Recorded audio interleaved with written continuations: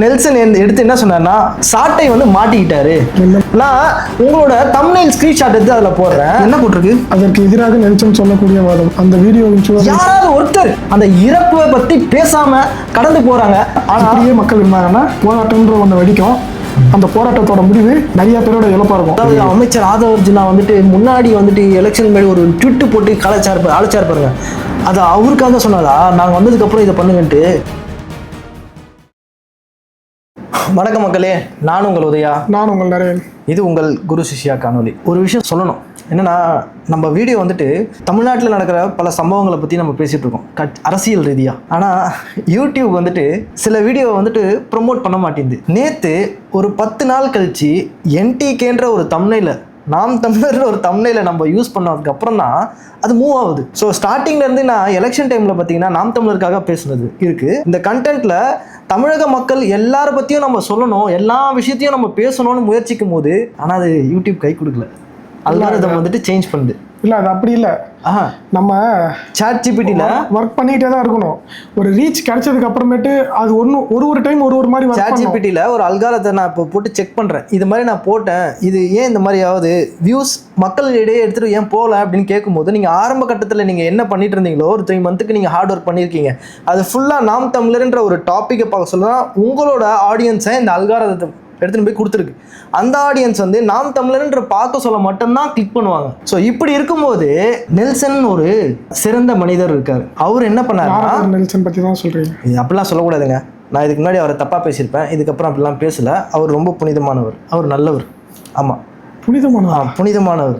அவர் என்னன்னா, ஒரு மக்கள் மத்தியில் ஏதாவது ஒரு தவறு நடந்ததுன்னா அந்த தவறை கரெக்டாக எடுத்து வந்து கொடுத்துருவார். அப்படிதான் என்னன்னா, சாட்டை அவர் வந்துட்டு ஒரு வீடியோ போட்டிருந்தார். ஒரு சாங் போட்டு பசங்கள்லாம் வந்து பாடிட்டு இருப்பாங்க. கீழே வந்துட்டு ஒரு வடிவேல் இதை போட்டுட்டு நான் உங்களுக்கு காட்டுறேன், இங்கே வைக்கிறேன் பாருங்க. அதில் என்ன சொல்லியிருக்குன்னா, நீங்கள் படிங்களேன். தமிழக பெற்றோர்களுக்கும் அறிவார்ந்த பெருமக்களுக்கும் ஊடகவியலாளர்களுக்கும் இதை ஏற்கிறீர்களா? இதுதான் நீங்கள் கொண்டு வரும் மாற்றமா? சரி, இதில் வந்துட்டு இளைய தளபதியோ இல்லை டிவிகேவையோ ஏதாவது குறிப்பிட்டு சொல்லியிருக்காரா? இல்லை. அவர் சொல்ல வர்றது என்ன, இந்த மாதிரி ஒரு சமூகத்தை எடுத்துகிட்டு வரதான் மாற்றமானே கேட்குறாரு தவிர்த்து அந்த டிவிகேவையோ இல்லை அது சார்ந்த மக்களையோ கேட்கலைங்க. புரிதல், இது தேவை, இந்த மாதிரி ஒரு சமூகம் இருக்கக்கூடாது, அறிவார்ந்த சமூகத்தை நம்ம பில்ட் பண்ணணும். ஒரு பள்ளிக்கு போகிற பசங்களுக்கு வந்துட்டு சாதனையாளர்களை பற்றி சொல்லி அவங்கள ஊக்குவிச்சு எடுத்துகிட்டு வரணும். இதை தான் ஒரு மோட்டிவாக வந்து இங்கே எடுத்துகிட்டு போனோம் அப்படின்றது தான் எல்லாரும் காமன் மேனோட இது. இந்த பாட்டு பாடும்போது இதை வந்து நெல்சன் எடுத்து என்ன சொன்னார்னா, சாட்டை வந்து மாட்டிக்கிட்டாரு. என்ன மாட்டிக்கிட்டாரு? அவதூறு பரப்பி மாட்டிக்கிட்டாரு. எனக்கு புரியல. நெல்சன் ஐயா, உங்களை நான் ரொம்ப புனிதர்னு சொல்கிறோம். அதாவது நீங்கள் பல குருமார்களை விட ரொம்ப சிறந்தவர். ஏன்னா உங்களை நிறைய பேர் ஃபாலோ பண்ணுறாங்க. அவதூறுனா இது எப்படி அவதூறு ஆகும்? அதை நான் கேட்குறேன் அவர்கிட்ட. குரு பல பேர் அவரை ஃபாலோ பண்ணுறாங்க. கீழே வந்து கமெண்ட்ஸ்லாம் பார்த்தீங்கன்னா நல்ல நல்ல வார்த்தையில் பேசிப்பாங்க மாற்றி. இதை எப்படி அவர் அவதூறுன்னு எக்ஸ்பிளைன் பண்ணுறாரு? என்னன்னா, இந்த பாடல் பாடும்போது பார்த்தீங்கன்னா ஒரு 3 வருடத்துக்கு முன்னாடி இதை பாடியிருக்காங்க. அந்த இசையமைப்பாளர் அது சம்மந்தப்பட்ட ஒரு ஃபங்க்ஷனுக்கு வந்துட்டு நாங்கள் தான் இதை பாடணும் பசங்களை கூப்பிட்டு வச்சுட்டு அப்படின்னு சொல்லி கொடுத்துருக்காரு. ஓகே, ஒரு ப்ரூஃப். இங்கே வந்துட்டு ஆக்சுவலாக இது 3 வருஷத்துக்கு முன்னாடி தான் பாடினோம். 3 வருஷத்துக்கு முன்னாடி பாடினது. அது ஏன் இப்போ போடணும்? உங்களுக்கு தெரியாதா? இப்போ பாலிமர் நியூஸில் ஒரு வீடியோ இருக்குது. என்னன்னா, காஞ்சிபுரம் மாவட்டம் ஒரு ஸ்கூலில் படிக்கிற பசங்களை அப்படியே கூப்பிட்டு போயிட்டு ஒரு டிவிகே ஃபங்க்ஷன் பார்ட்டி அதை ரெடி பண்ணுறாங்க. பர்த்டே பார்ட்டிக்கு போஸ்ட் நடுறது எல்லாத்தையும் நடுறது இதெல்லாம் ரெடி பண்ணுறாங்க. அதுக்கப்புறம் கூப்பிட்டு வந்துட்டு திரும்பி விடுறாங்க. அந்த கட்சி சார்ந்த அந்த பிள்ளைங்க அந்த ஸ்கூல் பசங்களை கூப்பிட்டு போயிட்டு கட்சிக்காக யூஸ் பண்ணுறாங்க. ஸோ இவரும் இது ஒரு சம்பவம் இல்லை, பல சம்பவங்கள் தமிழ்நாட்டில் நடந்தது. ஓகே, நியூஸில் இது அஃபிஷியலாக வந்திருக்கு. ஓகே, இந்த மாதிரி வலையொலியில் நிறையா வரும்போது இந்த ஒரு பாடல் அந்த இடத்துல வந்துட்டு வைரலாக வரும்போது அதை அங்கே போடும்போது குறிப்பிட்டு இது இன்னைக்கு நடந்ததுன்னு அதை சொல்லலை. இல்லை, ஆக்சுவலாக என்னன்னா, இதை நான் நெல்சன் சொன்னது கரெக்டுன்னு பேசல. எனக்கு அவர் பேசுறதுல கரெக்டுலாம் தோணாது. நான் என்னோட மைண்ட் செட் என்ன சொல்கிறேன்னா, 3 வருஷத்துக்கு முன்னாடி நடந்த ஒரு விஷயத்தை எடுத்து நீங்கள் அப்படி பார்க்கல. இது வருஷமோ அதெல்லாம் நாங்கள் சொல்லலை. இல்லை, ஆக்சுவலாக நான் என்ன சொல்கிறேன்னா, புது கவர்மெண்ட் வந்துருச்சு.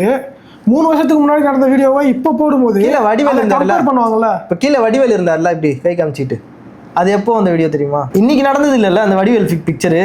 தமிழ் சமூகம் இன்னைக்கு நிலைமை இப்படி இருக்கு, இதுதான் மாற்றமா அப்படின்னு கேட்குறாங்க. இது தமிழ் சமூகத்தை சொல்கிறாங்க. அது 3 வருஷம் நடந்ததோ 2 வருஷம் நடந்ததோ அதெல்லாம் இல்லை. இப்போ விஜய் அவர் பிறந்த நாளை எடுத்துட்டு வந்துட்டு ஊர்ல நிறைய இடத்துல ஃபங்க்ஷன் நடக்குது. அந்த ஃபங்க்ஷன் நடக்கிறதுலலாம் பார்த்தீங்கன்னா இந்த மாதிரி சம்பவங்கள் பல இடத்துல நடக்குதுன்றதை மட்டும்தான் இங்கே குறிப்பிட்டு சொன்னாரே தவிர்த்து இந்த பாட்டை இன்னைக்கு அந்த ஸ்கூல்ல பாடினவங்க மேல ஆக்ஷன் எடுக்கணும் அப்படிலாம் கேட்கலையே. இல்ல நீங்க எப்படி பாக்குறீங்க? உங்களுக்கு தப்பா தோணல? எனக்கு பாக்குறவங்களுக்கு தப்பா தானே தோணும். எனக்கு என்ன தோணுதுன்னா, நீங்க இவர் பண்ணது தப்புன்னு சொல்றப்ப பல சம்பவங்கள் தவறு நடக்குது, அதை ஏன் வாயை முட்டு இருக்கீங்க? அது கரெக்ட்.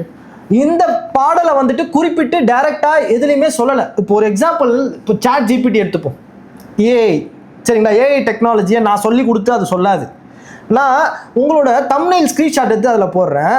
அதுக்கப்புறம் அந்த அதாவது நம்ம துரைமுருகன் அவர் அது ஸ்டேட்டஸ் இருக்குது பார்த்தீங்களா, அந்த ஸ்க்ரீன்ஷாட்டையும் எடுத்து போடுறேன் சாட் ஜிபிடியில்.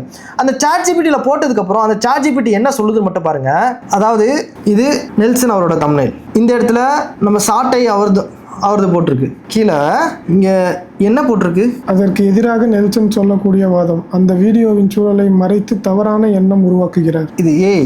ஓகே, இப்போ இதுலேருந்து என்ன சொல்ல வராங்க, ஒரு ஏஐ நான் சொல்ல இந்த வீடியோவோட சூழ்நிலையை மறைச்சிட்டு அதை திசையை மாற்றி அது ஒரு பெரிய பில்டப் பண்ணுறது. இங்கே தான் வந்து நெல்சன் அவர் பேர் ஏஐ சொல்லியிருக்கு. இது பேர் என்ன தெரியுமா? மேனிப்புலேஷன். அது அவர் தொடர்ந்து பண்ணித்தான் இருக்காரு. இல்லைங்க, அவர் குருநாதர். அது எல்லா வீடியோல அவர் மேனிபுலேட் தான் பண்ணுவாரு. ஏஐயும் சொல்லுதுன்ற, நான் இல்லை, நீங்க இல்லை, மனுஷன் இல்லை, டெக்னாலஜியும் சொல்லுது. நீங்க பண்ற ஒரு விஷயம் அவதூறு. அது அவதூறு இல்லை, நீங்க பண்றது வந்துட்டு நாரதர் வேலை. உங்களுக்கு பேர் கரெக்டா இருக்கு நாரதர்ன்றத, அதை நான் சொல்லலை, ஏஐ சொல்லுது. அந்த ஸ்க்ரீனை எடுத்து நான் உங்களுக்கு வீடியோவில் வைக்கிறேன். மக்களாகிய நீங்கள் ஏஐ என்ன சொல்லுதுன்றத நெல்சன் அவருக்கு எடுத்துகிட்டு போய் சேர்க்க வேண்டியது உங்கள் வேலை. சரி, அதுக்கப்புறம் இன்னொரு விஷயம் வரும். அதாவது நெல்சன் வந்துட்டு அவரோட, நான் சொன்னேன் பார்த்தீங்களா, இந்த யூடியூப் வந்துட்டு அல்காரத்தை எப்படி ரெடி பண்ணி கொடுக்குது, எந்த வீடியோவை ப்ரமோட் பண்ணுது அப்படின்னு. அவர் அது ஸ்டார்டிங்லேருந்து ஒரு வேளை சீமான் அவரையும் நாம் தமிழர் இவங்களையும் வந்துட்டு அவதூறாக பேசும்போது அதை வீடியோ ஸ்டார்டிங்லேருந்து அல்காரதம் அதை ரீட் பண்ணி அதுக்கு ஆப்போசிட்டாக இருக்கிறவங்களுக்கு மட்டும் ப்ரமோட் பண்ணி கொடுத்தனால அவர் அதை ரீட் பண்ணிட்டாரு. நான் அதை ரீட் பண்ணலை. ஓகே, அதை அவர் ரீட் பண்ணவொடனே அந்த ட்ராக்ல அவர் ஏர்ன் பண்றாரு. அதனால அதை இன்னும் டீப்பா போய் பண்றாரு. அவருக்கே தெரியும் மனசுக்குள்ள, டேய் நம்ம பண்றது தப்புடா, ஆனா இருந்தாலும் இதாண்டா பண்ணா நம்ம வருமானம், நம்ம சோத்துக்கு வேற வழி இல்லைல்ல, இது பண்ணாதான் நம்மளுக்கு பொழப்பு ஓடும். மேபி இருக்கலாம், அவ்வளவுதான். இன்னைக்கு நீங்க சீமானை எதிர்க்காம பேசுங்க பார்ப்போம், ஓடாது.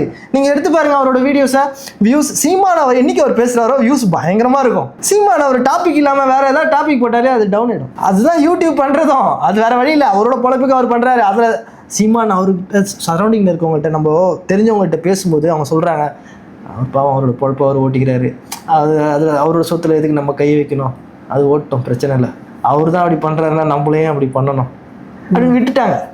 அது வந்து கேஸ் போடுறது அதெல்லாம் தேவையில்லை அப்படின்னு சொல்லிட்டு. சரி, நெல்சன் ஐயா அவங்கள்ட்ட ஒன்று கேட்குறேன். இப்போ தமிழ் சமூகத்தில் சார்ந்த ஒரு பிரச்சனை வருதுன்னா அதை நீங்கள் ரொம்ப எடுத்து பேசுகிறீங்க. இங்கே வெளிநாட்டு தமிழர்கள், அதாவது கடல் தாண்டி வந்து வேலை செய்கிறாங்க தன்னோட குடும்பத்துக்காக தான். தன்னோட குடும்பத்தில் ஒரு ஃபினான்ஷியலி கொஞ்சம் மேலே வரணும், அதாவது சஸ்டெயின் பண்ணணும் அப்படின்னு ஆசையில் வருவாங்க. ஆனால் அது அவங்களுக்கு தெரியாது, அது ஃபினான்ஷியல் சஸ்டெயின் பண்ணவே முடியாது. இருக்க அது பாட்டு போயிட்டே இருக்கும். செலவு, தங்கச்சி, தம்பி, அம்மா, அப்பா, சொந்தம், பந்தம், நட்பு எல்லாரையும் கவனித்து அது கடைசியில் அவர் போகிறப்ப அவருக்கு ஒன்றுமே இருக்காது. அப்படி தான் ஒரு வெளிநாட்டு ஊழியர்களும் இருக்காங்க. அப்படி வந்து வேலை செஞ்சவங்க சனிக்கிழமை நைட்டு கத்தாரில் ஒரு கேஸ் பிளான்ட் வந்து பர்ஸ்ட் ஆயிடுச்சு. ஸோ அந்த பர்ஸ்ட்டுக்கு அப்புறம் பார்த்தீங்கன்னா அதான் பெரிய ஒரு சம்பவங்கள். ஒரு 50 பேர் மேலே இன்ஜூர்டு, 13 பேர் இறந்துருக்காங்க. அதில் 12 பேர் இந்தியர்கள், அதில் 3 பேர் ஒரே ஊர் சேர்ந்த தமிழ்நாட்டு தொழிலாளர்கள், அதாவது இன்ஜினியர்ஸ். அவங்க இந்த மாதிரி ஆனதை அல் ஜசீரா நியூஸ் ஹெட்லைன்ஸில் பேசுகிறாங்க, CNN நியூஸ் ஹெட்லைன்ஸில் பேசுகிறாங்க. அது எதுக்கு ஹெட்லைன்ஸில் பேசணும்? ஆமாம், ஒரு பெரிய விஷயம், அது உயிர் போயிருக்குல்ல. ஆனால் தமிழ்நாட்டில் நம்மளோட அமைச்சர்கள் இல்லை முதலமைச்சர் இல்லை எதிர்கட்சி ஆட்கள் யாராவது ஒருத்தர் அந்த இறப்பை பற்றி பேசாமல் கடந்து போகிறாங்க. ஆனால் பர்த்டே கேக் வெட்டுறதுக்காக முன்னாடி எடுத்துகிட்டு வந்து கேக்கை வெட்டணும்னு சொல்லும்போது அங்கே ஒரு நாடக மேடையே நடந்தது தெரியுமா? எங்க அசம்பிளிக்குள்ளே கேக் வெட்டணும்ட்டு கேக் எடுத்துகிட்டு வந்திருக்காங்க அவங்களோட டீம் மெம்பர்ஸு.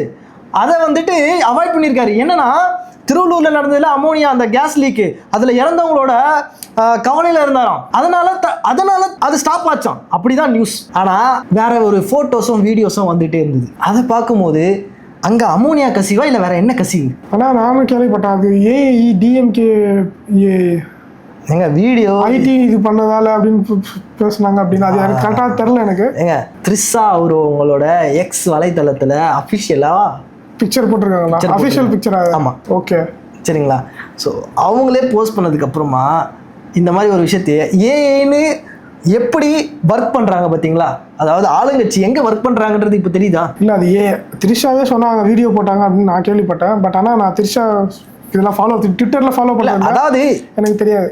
ஒரு இணையதளத்துல ஒரு சமூகம் எப்படி வேலை செய்யுதுன்னு பார்த்தீங்களா? அது ஆளுங்கட்சியோட சார்ந்த ஒரு சமூகம். அதாவது நீங்க டிஎம்கேவை வந்துட்டு ஒரு பையனை அரெஸ்ட் பண்ணாங்க. அரெஸ்ட் பண்ணுறதுக்காக போனாங்க நைட். அவர் வந்துட்டு ஒரு ஆதவ அர்ஜுனாவையும் சிஎம் ஜோசப் விஜய் அவங்களையும் வந்துட்டு பயங்கரமாக வந்துட்டு உரிமையிலையும் பேசியிருக்காப்புல, நிறையா பிரச்சனைகளையும் பேசியிருக்காப்புல. போன மாதம் நடந்ததா? இப்போ ரீசெண்டாக 2 நாள் முன்னாடி. ஸோ அந்த மாதிரி பேசும்போது நீங்கள் அரெஸ்ட் பண்ணி திரும்பவும் ஒருத்தங்களா? ஆமாம். ஆனால் இந்த மாதிரி ஒரு விஷயம் பேசாமல் விட்டுறது வந்துட்டு தப்பு இல்லையா? இல்லை கேக் வெட்டுறதுக்காக நீங்கள் சொன்ன காரணம் வேற, ஆனால் வேற இடத்துல ஒரு கேக் வெட்டுறத வீடியோவாக எடுத்து நீங்கள் வெட்டிங்க கேட்க ஏன் உங்களோட வீடியோவை வெளியில போடுறீங்க? அந்த மாதிரி காலையில ஒரு விஷயத்த சொல்லிட்டு நைட்டு ஒரு விஷயத்த வேற மாதிரி இருக்கு. எனக்கு தெரிஞ்சு அது அவங்க பர்சனல் லைஃப், அதுக்குள்ள அதுதான் கரெக்ட் இல்லைன்னு நான் வந்துட்டு பர்சனல் லைஃப்பை பேசல. நீங்க இங்க சிஎம்ன்ற ஒரு பொசிஷன் உங்க கூட ஒட்டிட்டு இருக்கனால நீங்க ஒரு வார்த்தை காலையில சொல்றீங்க, அது உங்க கட்சி சார்ந்து. அவர் வந்து கேக் வெட்ட விரும்பல.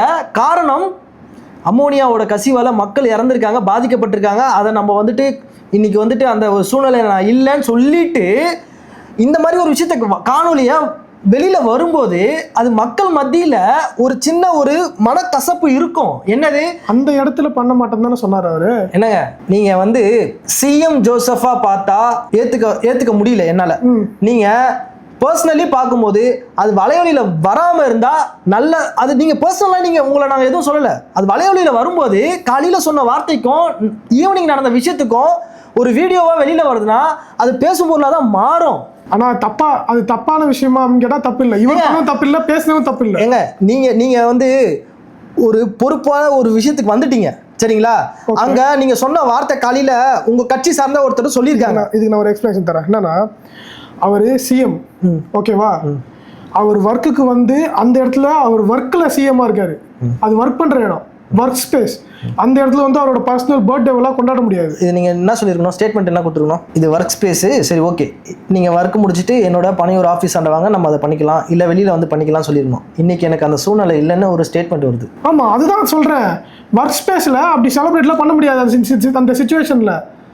ஆனால் வீட்டுக்கு போயிட்டாருன்னா அது அவரோட பர்சனல் ஸ்பேஸு. அந்த இடத்துல அவர் என்ன வேணா பண்ணலாம்.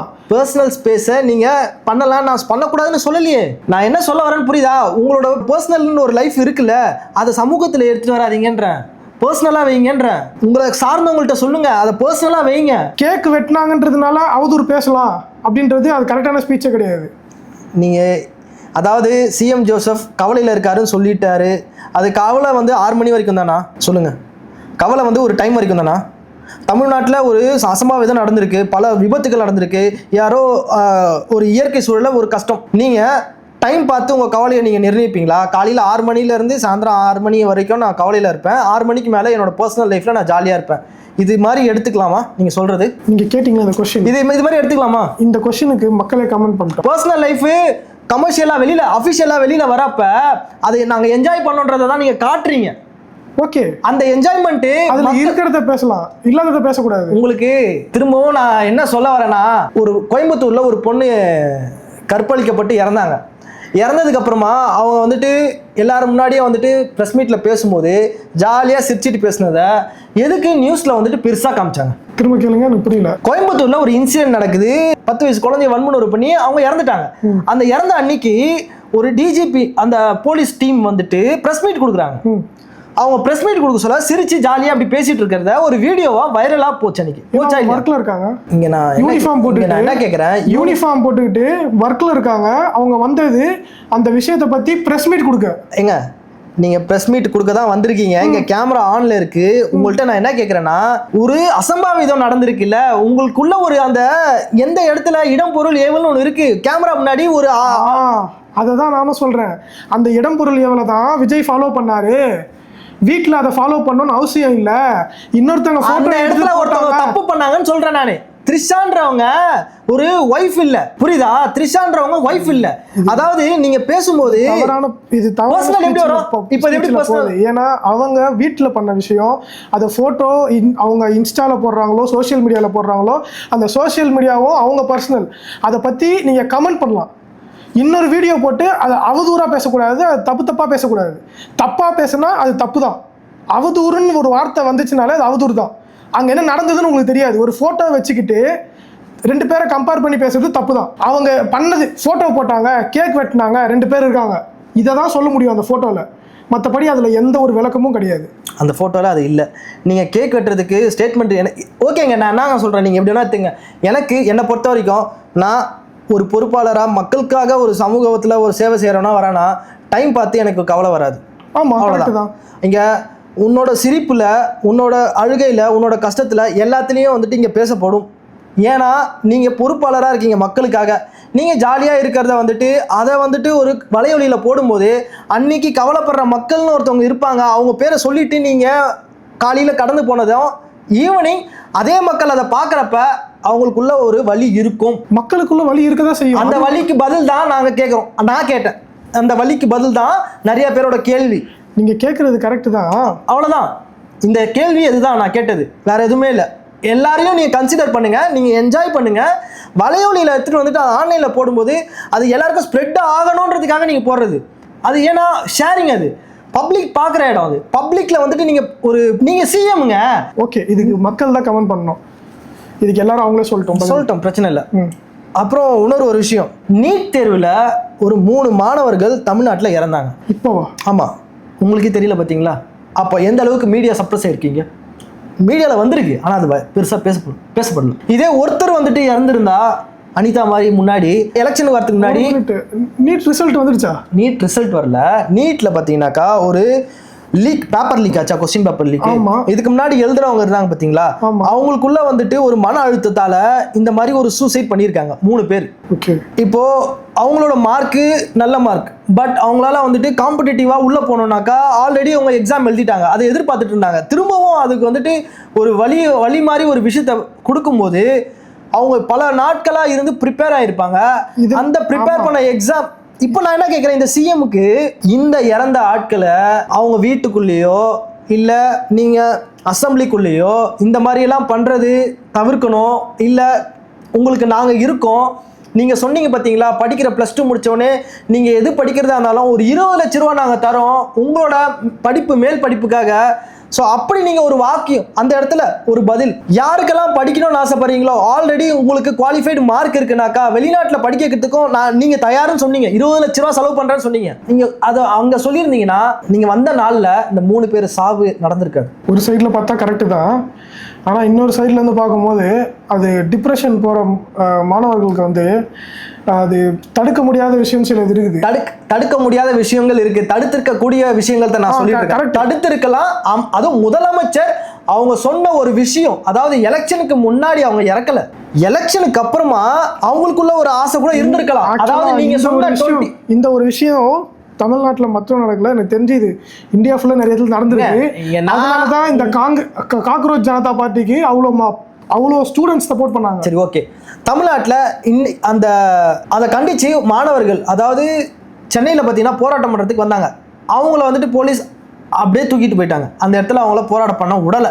ஆக்சுவலி லீகலாக வந்துட்டு காக்ரோச் ஜனதா பார்ட்டி மாதிரி ரெக்வஸ்ட் பண்ணி அவங்க போராட்டம் பண்ணலை, ரெக்வஸ்ட் பண்ணாமல் பண்ணாங்க, போயிட்டாங்க. இப்போ நான் என்ன கேட்குறேன், இந்த மாணவர்களுக்கு பொறுப்பாக இருக்கிற அமைச்சர் யார்? இந்த நீட் எக்ஸாமுன்றதே வந்துட்டு அதை திணிச்சது தவறுன்னு சொன்ன ஒரு முதலமைச்சர் ஏன் எக்ஸாமில் இந்த மாதிரி எக்ஸாம் வருதுன்றனால டிப்ரெஷன் ஆகாதீங்க, அந்த மாதிரி எதுவும் பண்ணிக்காதீங்க அப்படின்னு சொல்லிட்டு உங்களுக்கு நாங்கள் இருக்கோம். அதாவது நம்ம ஸ்டேட்ல இருந்து யாராச்சும் படிக்கணும்னு ஆசைப்படுறீங்களா, உங்களுக்கு ஒரு 90% மேலே குவாலிஃபைடு மார்க் இருக்கா +2ல், உங்களை வெளிநாட்டில் நாங்கள் படிக்க வைக்கிறதுக்கு நாங்கள் தயார்.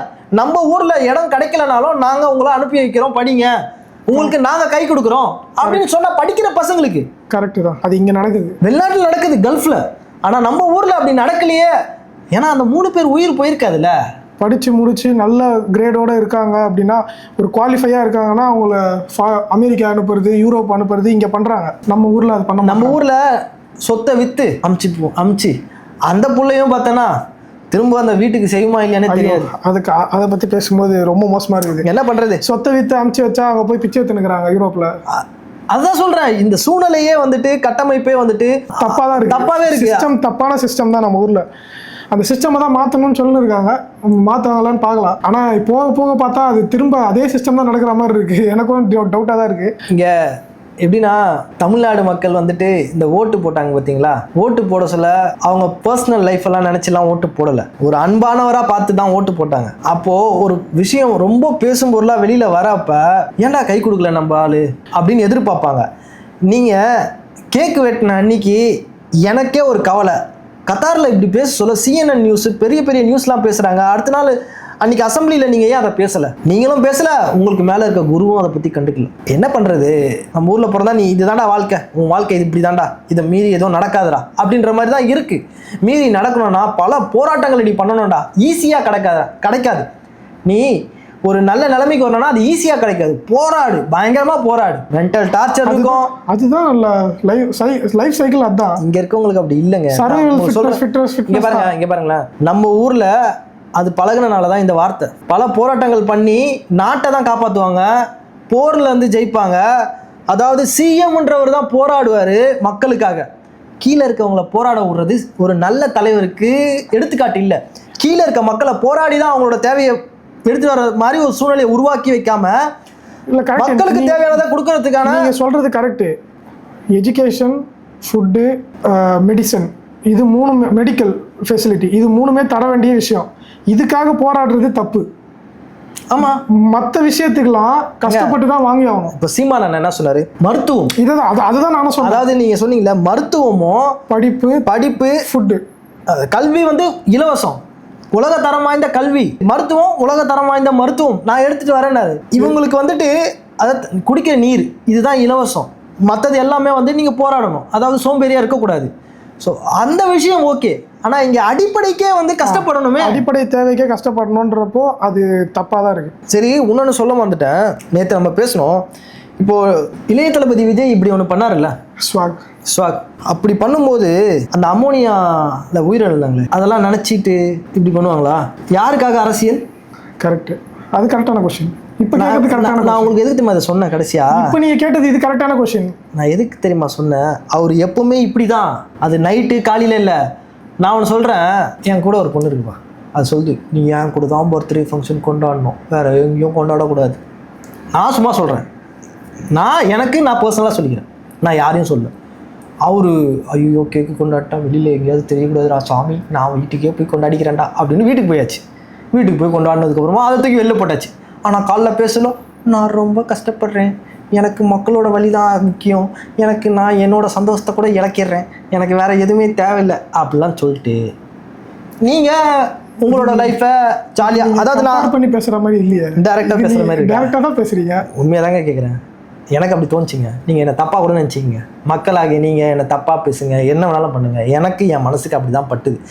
தயவு செய்து சொல்கிறேன், யாராச்சும் எம்எல்ஏ ஆகணும், இந்த எம்பி ஆகணும், இந்த மக்கள் சேவைக்கு வரணும் அப்படின்னு நினைக்கிறீங்கன்னு வச்சிங்களேன், உங்களோட பர்சனல் லைஃப்பை மற்றவங்க வழியில் இருக்க சொல்ல வெளியில் காட்டாதீங்க. சந்தோஷத்தை, நீங்கள் சந்தோஷமாக இருக்கீங்கன்றதை வெளியில் காட்டாதீங்க. சாக்ரிஃபைஸ் தான் தலைவர்கள், பல தலைவர்கள் தன்னோட சொந்த லைஃபை சாக்ரிஃபைஸ் பண்ணுறாங்க. ஏன்னா நான் சந்தோஷமாக இருக்கிறத பார்த்து அவன் வந்து கஷ்டப்படக்கூடாது, ஏன்னா அவனோட வழியை நான் புரிஞ்சிட்டு இருக்கேன்றது தெரியணும். அவன் வழியை நான் புரிஞ்சிக்காம நான் பாட்டு என்னோட இன்பத்துக்காக நான் வாழ்ந்துட்டு இருக்கேன்றது தெரியறது ஒரு தலைவருக்கான ஒரு அர்த்தம் இல்லைன்னு என்னோட கோணம். ஏன்னா காமராஜர் ஏன் கல்யாணம் பண்ணல தெரியுமா? அப்துல் கலாம் ஏன் கல்யாணம் பண்ணல? அவங்களோட வாழ்க்கையை முழுசாக ஒரு விஷயத்துக்காக அர்ப்பணிச்சாங்க, தியாகம் பண்ணியிருக்காங்க. முழுசா அவங்க அர்ப்பணிச்சதுக்கு ரீசன், நான் என்னோட பர்சனல் லைஃப்ல நான் டைம் ஸ்பேஸ் கொடுத்தேன்னா என்னோட பொது வாழ்க்கையில ஈடுபட முடியாது. அன்னைக்கு இருந்த சூழ்நிலை அப்படி. ஏன்னா இதை விட ரொம்ப பேக்வர்டா இருந்தோம், அதனால அப்படி இருந்தாங்க. சயின்டிஸ்ட் அதெல்லாம் கம்பேரே பண்ண முடியாது அவங்க கூட. ஆனால் அவங்களோட ஃபோட்டோக்காக போராடிட்டு அதை வந்துட்டு அந்த இடத்துல இவர் ஒரு ஃபோட்டோ வைக்கணும்னு அவரை வந்து ஏதோ அந்த பதவியிலேருந்து நீக்கிட்டாங்க. ஆனால் நீக்கினதுக்கு ஒரு போராட்டம் பார்த்தியா பொதுமக்களே? ஓகே, நீக்கினதுக்கு ஒரு போராட்டம்.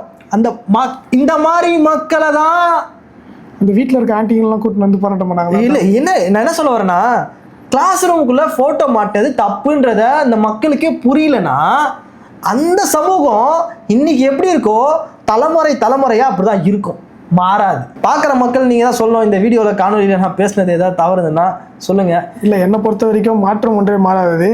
இந்த மாற்றம் எப்போ வரும்னா, இப்படியே மக்கள் இருந்தாங்கன்னா போராட்டம்ன்ற ஒன்று வெடிக்கும். அந்த போராட்டத்தோட முடிவு நிறைய பேரோட இழப்பாக இருக்கும். ஐயோ, அந்த மாதிரி ஒரு விஷயம் நடக்காமல் இருக்கணும். சரி, அப்படி பார்த்தீங்கன்னா நீங்கள் சொல்கிறது பார்த்தீங்கன்னா நம்ம அர்ஜுன் அவர் பேர் என்னது, நம்ம அமைச்சர் பேர் என்னது, லீ மார்ட்டினா, லாட்ரி மார்ட்டினா, அதாவது அமைச்சர் ஆதவ் அர்ஜுனா வந்துட்டு முன்னாடி வந்துட்டு எலெக்ஷன் முன்னாடி ஒரு ட்விட்டு போட்டு அழைச்சார் பாருங்க. அது அவருக்காக சொன்னதா, நாங்கள் வந்ததுக்கப்புறம் இதை பண்ணுங்கன்ட்டு தெரியல. சரி, மக்கள் தான் சொல்லணும். ஸோ மீண்டும் ஒரு நல்ல வீடியோ திரும்ப சந்திப்போம். அதுவரை உங்களிடமிருந்து விடைபெறுவது உங்கள் உதயா மற்றும் உங்கள் நரேன். பாய்.